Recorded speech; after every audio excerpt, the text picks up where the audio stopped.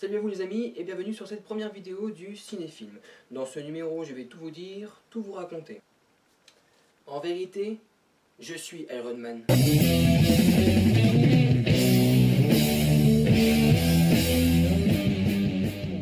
Alors l'idée déjà de faire cette vidéo, elle est venue lorsque j'étais en train d'écrire une critique sur un statut Facebook. J'arrivais pas forcément à écrire ce que j'avais envie de dire, donc j'étais obligé de couper au court, faire des raccourcis. Et je me suis dit tiens, pourquoi pas faire une vidéo chaque semaine afin de dire globalement ce que j'ai pensé de tel ou tel film, donner des news, il y a aussi le courrier des lecteurs, je lirai vos critiques que vous avez vues de tel film. Et il y aura aussi d'autres rubriques au fil des vidéos, et pas mal de surprises que vous découvrirez déjà très prochainement.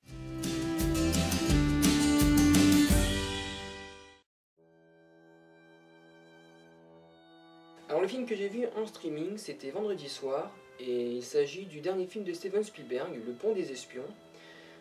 Il faut dire que j'étais très surpris par son long métrage, parce qu'il, bon, d'une part, il est très bien réalisé, très bien interprété par le très grand acteur qui est Tom Hanks.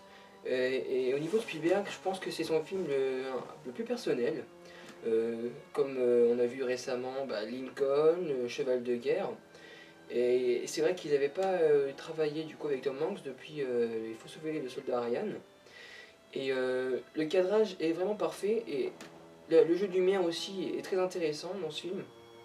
Donc le film Le Pont des Espions arrive à réunir en lui-même tout un tas de qualités. La photographie elle est super bien soignée, et malgré la gravité de l'histoire, car c'est une histoire vraie, il y a une bonne dose d'humour. Et puis j'étais vraiment étonné d'arriver déjà à la fin du film et de ne pas avoir décroché une seule seconde. Spielberg nous livre encore une fois un excellent travail avec un récit très intéressant, très bien raconté et surtout magnifiquement interprété par Tom Hanks. Alors dans le courrier des lecteurs, j'ai une critique de Romuald Philippe. Romu, je le connais sur Facebook depuis un petit moment. Il dirige comme moi un groupe de cinéma. Or, sauf que le sien, en fait, on y poste sa critique de film qu'on a vu juste avant. Et puis, il est très fan de Sylvester Stallone. Donc pour moi, c'était sans surprise qu'il aille voir justement le dernier film avec son idole, en tête d'affiche quoi, Creed. Avec Michael B. Jordan. Je suis allé le voir en privé, je lui ai dit est-ce que ça te dirait que je liste la critique du film dans ma prochaine vidéo.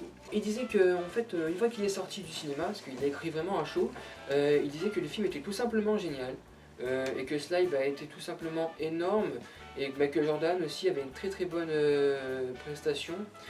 Pour sa part, ce n'est pas forcément une suite de Rocky Balboa, parce que c'est beaucoup, c'est très différent. Et puis côté émotion, apparemment les larmes ont beaucoup coulé, et je suis allé m'enseigner sur Allociné et effectivement pas mal de personnes ont montré que le film, ayant écrit que le film justement était très dramatique.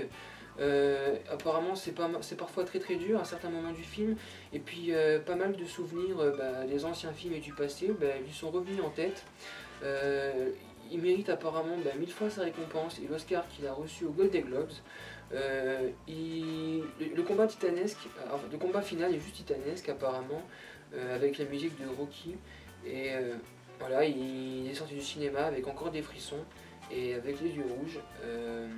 Et il a mis une note qui ne peut pas être aussi haute que celle qu'il a mis, puisqu'il a mis une note de 20 sur 20. Voilà, donc Romu, je t'embrasse, et justement continue de croire en cette idole, et que nous aussi justement on aime à travers ces films, Expandables, Demolition Man.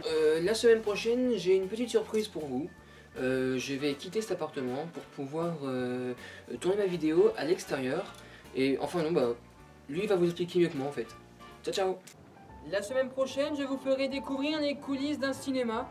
Je vous dirai tout sur le numérique depuis la disparition de la pellicule. J'irai m'entretenir avec un projectionniste afin d'en savoir plus sur ce métier de passion qui de nos jours est oublié. Sur ce, à la semaine prochaine, bisous.